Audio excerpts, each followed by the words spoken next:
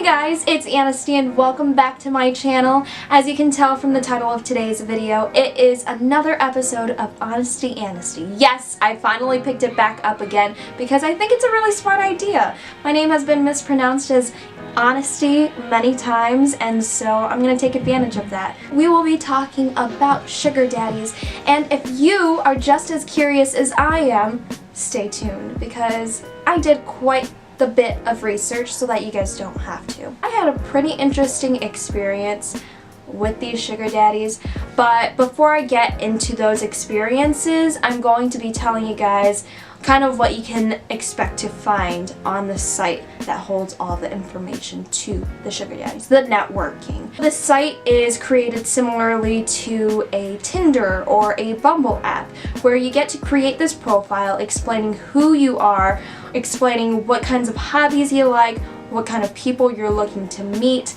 and also what your monthly spending or your net worth is. If you are the sugar baby, you are asked what your monthly spending is, whether that is casual every month or exuberant amounts every month. You get the option. The range is there for you to choose. On the other hand, the sugar daddies get to share their net worth on their profile. The next thing that I wanted to talk to you guys about was the types of ages that there are on this app. I think that the youngest that I found was about 26, and then the oldest that I've seen was about like 74. So there's quite the range of diversity in there. The next thing that I'm going to be talking about are the messages. So if these guys go through your profile and they find that they are intrigued enough by who you are, they will then go ahead and send you a message. Going through these messages, I found three general types of guys. The first guy is the very genuine, very straightforward, and down-to-business type of guy. He will usually state exactly what he's looking for, what his hobbies are. He kind of copies and pastes what he has in his profile onto that message, so you don't have to go through his profile. So sweet, I know. So that you have all this information right before your eyes. These types of guys are also usually the guys that say, if your personality doesn't match with theirs, if you guys are not compatible, you cannot have an arrangement. The second guys are very straightforward, just like the first guys, but these guys are more interested in the physical aspects. They don't really care how they get along with you personality-wise, but they really are just looking for that physical stuff. And then the third type of guys that I found in my messages were just the straight up creeps. They just send you creepy stuff that you just want to get out of your life and never have to worry about again. Moving past the messages, there are a lot of different types of guys on this site. There are married guys that are just bored, and there are divorced guys that are just looking to have fun, or there are single guys, single guys that because of their work and their career, they just aren't able to have a traditional relationship. You'll also find guys that are just straight up liars, and even though on their profile they say that they have 0 children, they'll end up accidentally. So there are some pretty crazy offers out there. I remember one of the crazier ones that I got was this guy offering to buy me a plane ticket to send me to live in the same state as he did, as well as offering me a monthly allowance of I think around $3,000 a month. Generally, a lot of these guys stayed around $2,000 to $2,500 a month, or they can be flexible with paying per meet. I'm going to tell you guys a few of my personal experiences with meeting these guys from this site. So I only met up with 2 people. I will save the first guy that I met up with for a later story, just because in my opinion I think it's a little juicier. But the second guy that I met up with, we actually just agreed on going to lunch as a first meetup to see if we were compatible for each other. And because this was only my second time meeting up with somebody, and in general, I'm just not comfortable with asking people for money. So I was like, you know what, let's just meet up. This is cool. It's totally fine if you don't pay me for anything. This is fine. I just want to know who you are anyways. So we go and have lunch. It's about a 30-minute lunch date, and he pays for the lunch, but he also has his phone up. He turns it around and it's on the Apple Pay screen, and he's got $200 in a little, I'm gonna send this to you slot.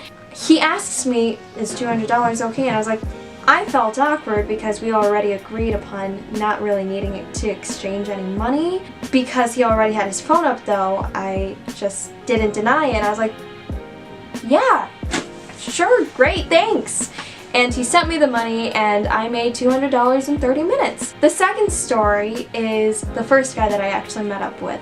And this was a very, very interesting first experience. Because it was my first time, I was very scared to meet up with this guy. So I asked a couple of my friends to come along and kind of just play incognito in this coffee shop that we went to.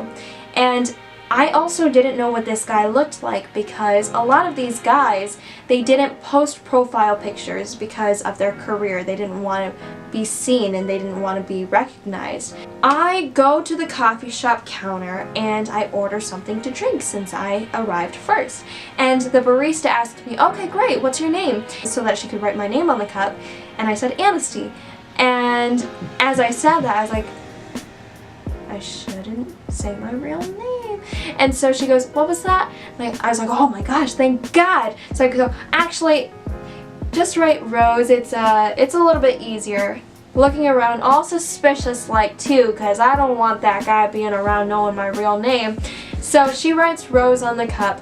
Eventually I get my drink, the guy comes, and we start talking. We have a really good time just getting to know each other, but at the same time in public, he starts asking me what I'm looking for in this arrangement. Starts talking about the money and the dollar signs, and he is mentioning what kinds of allowances he's planning to give me if we do like a monthly sort of agreement. And I was like, wow, $2,000 a month is crazy. I mean, that'd be awesome, you know? We finished with our meet, we end up talking for the next couple of days, and as we're talking, a lot of really interesting conversations come up. He's trying to get to know me better, and so he asks, why did I pick this app up? Because I'm young, I'm single. He thinks that I was really cute, much cuter in person than I was on the picture, and he's like, you're so cute, why don't you have a boyfriend? And I was like, well, you know, that's not my choice, but also I'm just very curious about the app. So he explains that he's married, and I ask him, well, why are you on this site then? Do you love your wife? And he says, yes, I do love my wife, but I like to adventure and I like to explore and she doesn't, so I'm bored. And honestly, I understand that, but at the same time, it's not something that I agree with. And so this intrigued me, and I asked him, well, do you think that you can fall in love with more than one person at one time?